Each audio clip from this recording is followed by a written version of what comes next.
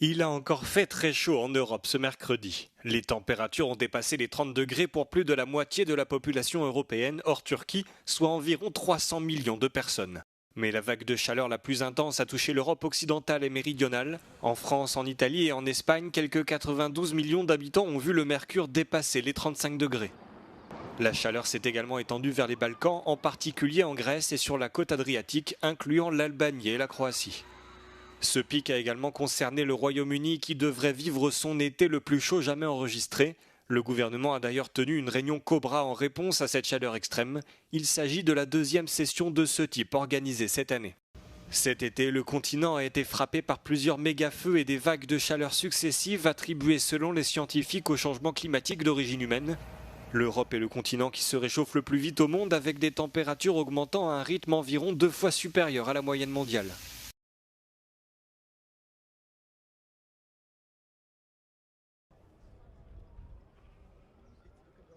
Rester debout 8 heures par jour sur un site archéologique sans ombre ou assurer une visite guidée en ville sous plus de 40 degrés, alors que l'Europe fait face à des températures records, les guides touristiques sont en première ligne face aux vagues de chaleur et alertent sur leurs conditions de travail.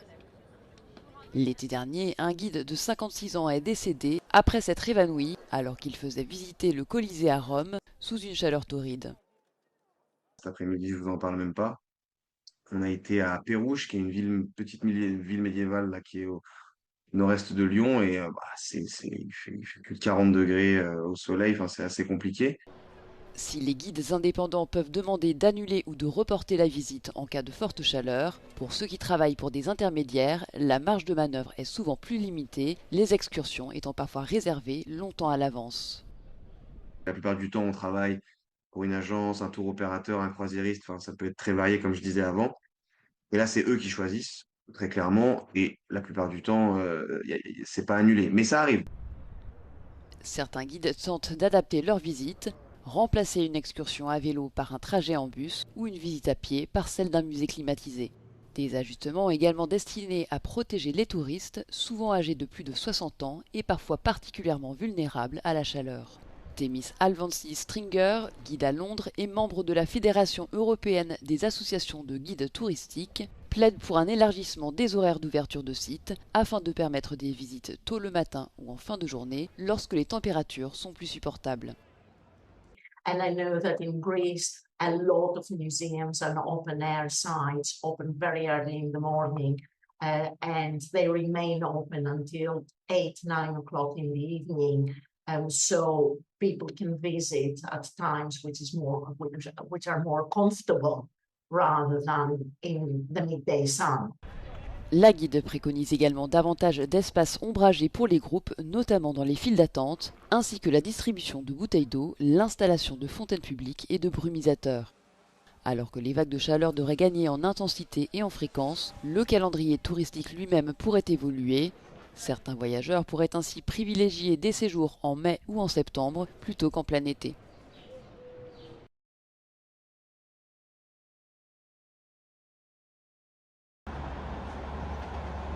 La Russie est confrontée à une nouvelle crise de carburant sur fond de frappes répétées de drones ukrainiens contre ses raffineries.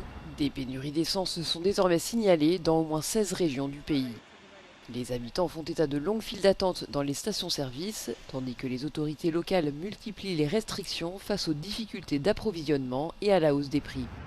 Dans la région de Lipetsk, les autorités ont réinstauré le système pair-impair. L'accès aux stations-service alterne chaque jour entre les véhicules selon le premier chiffre pair ou impair de leur plaque d'immatriculation. Dans la région d'Arenbourg, les achats de carburant ont été plafonnés à 30 litres d'essence et 60 litres de diesel par personne. À Sotchi, l'administration locale a de son côté appelé les habitants et les touristes à limiter leurs déplacements en voiture. Face à la situation, Alexander Novak a tenu mardi une nouvelle réunion consacrée à l'approvisionnement en carburant.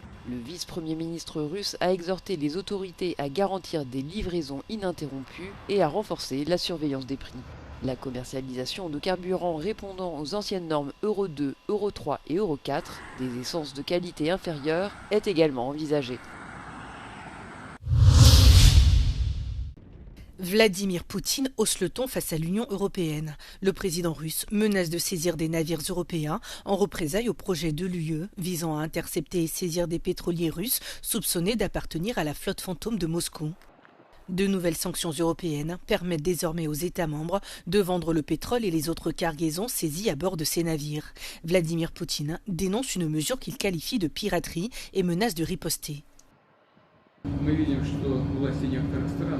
В нарушении международного морского права пытаются ограничить движение судов наших эконом-операторов. Мирно, подчеркну. А недавно додумались до возможности захвата наших судов и продажи награбленного у нас имущества. Разумеется, это не что иное, как пиратство и разбой. И если это на практике начнет реализовываться, мы вынуждены будем отвечать зеркально. Plusieurs pays européens ont intercepté des navires transportant du pétrole russe et d'autres marchandises, souvent vétustes et en mauvais état. Ces pétroliers sont utilisés pour contourner les sanctions occidentales visant Moscou. L'un des navires saisis était soupçonné de transporter des céréales en provenance des territoires ukrainiens occupés. Des documents judiciaires suédois révèlent que Stockholm prévoit de remettre le navire à l'Ukraine.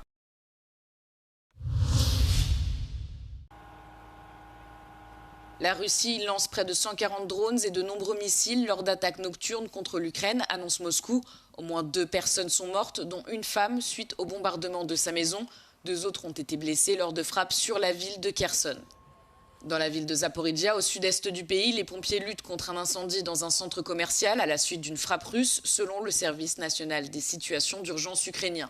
Toujours dans le sud, une autre attaque russe contre Odessa provoque un incendie dans un immeuble résidentiel de plusieurs étages. Selon les forces armées ukrainiennes, 112 des drones tirés par Moscou ont été neutralisés. Par ailleurs, des frappes de drones ukrainiens sur la ville russe de Novorossiysk font 2 morts, dont un enfant de 8 ans, et 8 blessés, déclare le gouverneur régional. Le président ukrainien Volodymyr Zelensky déclare que Kiev a mené une opération unique visant la base navale de Novorossiysk, le dernier bastion majeur de la flotte russe en mer Noire. Outre le port qui abrite une partie des vaisseaux de l'armée russe, la ville portuaire est également une destination touristique. La Russie a abattu 502 drones ukrainiens sur son territoire et au-dessus de la mer Noire au cours de la nuit, indique son ministère de la Défense dans un communiqué.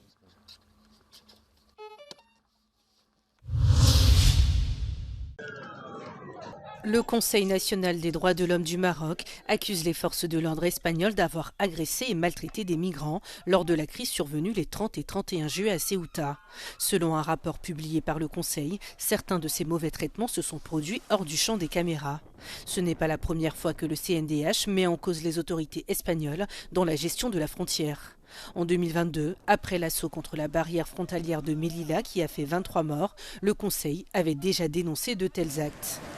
Cette nouvelle accusation intervient au lendemain de la visite à Ceuta du ministre espagnol des Affaires étrangères, José Manuel Albares. Lors de son déplacement mardi, il a insisté sur l'importance de la coopération avec le Maroc afin de renvoyer les migrants entrés illégalement sur le territoire espagnol.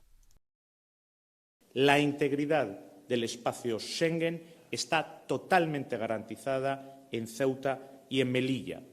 Y también, igualmente, aprovecho para plantear en Europa la necesidad de reforzar el apoyo a Ceuta, también a Melilla, y de que se tenga en cuenta su especificidad también desde un punto de vista social y económica.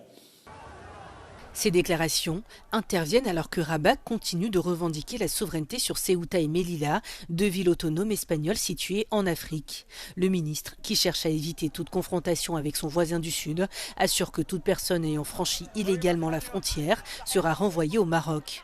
Un message qui s'adresse également aux 26 autres États membres de l'Union européenne, dont certains ont critiqué la politique migratoire de l'Espagne.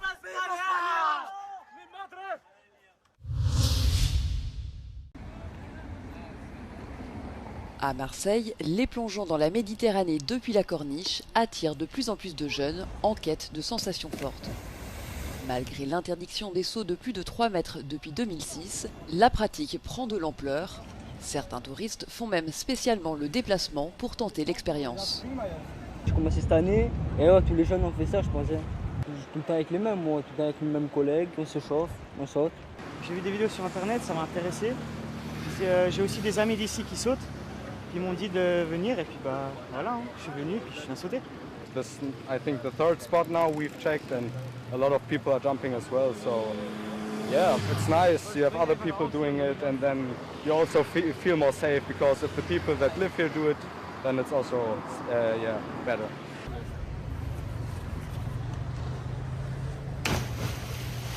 Derrière le côté spectaculaire du phénomène, les risques sont bien réels. Chaque année, à Marseille, plusieurs personnes se blessent grièvement lors de plongeons. La police municipale surveille particulièrement les endroits où la hauteur est importante et où la réception peut être dangereuse. On a une vigilance particulière sur ce secteur parce que voilà, c'est très haut, ça peut être très dangereux et notamment au niveau de l'atterrissage. Donc on va commencer par surveiller cette zone et on y fera plusieurs passages dans la journée pour s'assurer qu'ils ne reviennent pas. La ville de Marseille mise aussi sur la prévention. Une cellule de citoyenneté et de tranquillité publique permet aux jeunes contrevenants d'éviter une amende en participant à une séance de sensibilisation au danger des plongeons. En tant que représentant du premier magistrat de la ville, le maire... On a effectivement une grande réflexion aujourd'hui sur notre utilisation du littoral, avec notamment une réflexion autour de plongeoires qui seraient installés, surveillés, où on pourrait sécuriser les espaces et les points pour que ces jeunes puissent plonger. La municipalité réfléchit même à installer des plongeoires surveillés dans des zones où la pratique pourrait être sécurisée. La mairie de Marseille prévoit également une campagne de sensibilisation sur les réseaux sociaux avec des influenceurs pour toucher directement les jeunes.